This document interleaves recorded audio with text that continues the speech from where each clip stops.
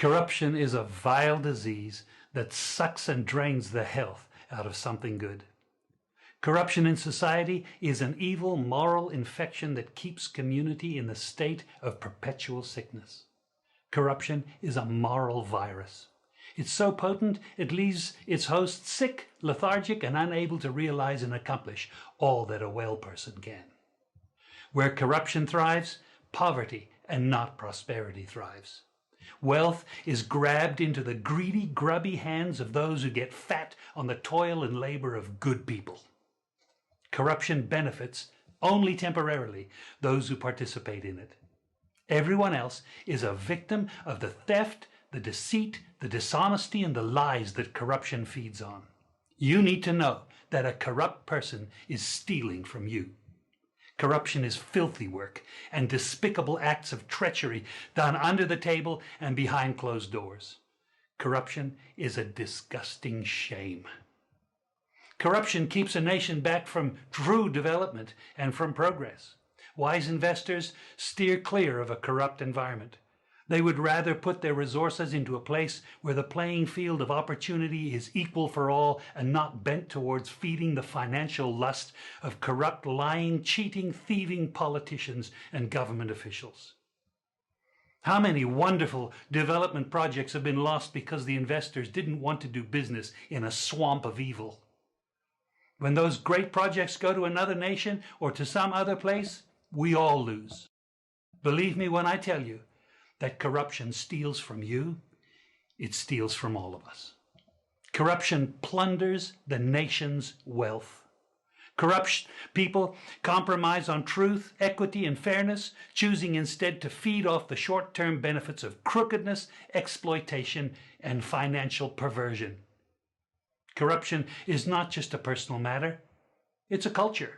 It's a way of life, not just for individual people, but for companies, communities, governments, and nations. Corrupt nations, hiding behind large companies, will seek to invest in other weak nations in order to take over the assets of the nation that they've invested into.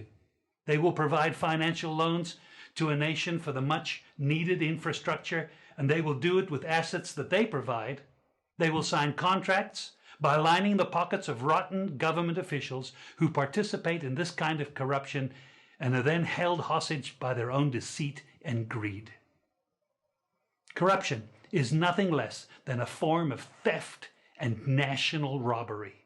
A corrupt person steals from everyone in society. We all lose when corruption is rampant. Those who participate in corruption have chosen evil over good, lies over truth, and personal gain over well-being of all. To be corrupt means to be rotten. When meat is corrupt, it's rotten and it stinks. Rotten meat can't be eaten. When a person is corrupt, he's rotten and unfit for a place in the community. A corrupt person should be jailed in order to protect society from the vile deeds of the corrupt person. Government should be protecting us from the foul results of corruption instead of being the proponents and participants in corruption.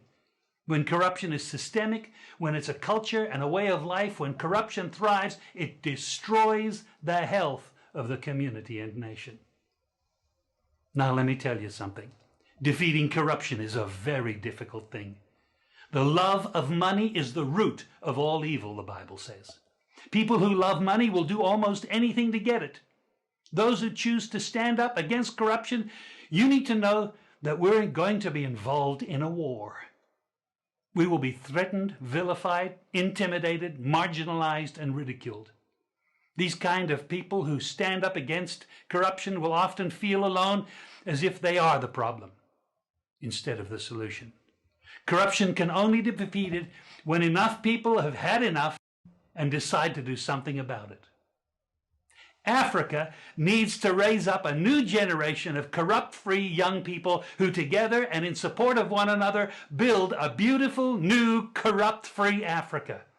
We need a new generation of young people to fill the places of leadership who think differently and are motivated not by greed, but a genuine sense of servanthood to the people of our community. The church exists to call the nation back to righteousness. We are here to lift the standard of good that God requires for prosperity and health to flourish across the land. The Bible says, woe to those who acquit the guilty for a bribe, but deny justice to the innocent. Therefore, as tongues of fire lick up straw, and as dry grass sinks down in the flames, so their roots will decay and their flowers blow away like dust, for they have rejected the law of the Lord Almighty. We all need to be reminded that from time to time, God has created everything. Therefore, he owns everything. He is the final authority over everything, and he has the right to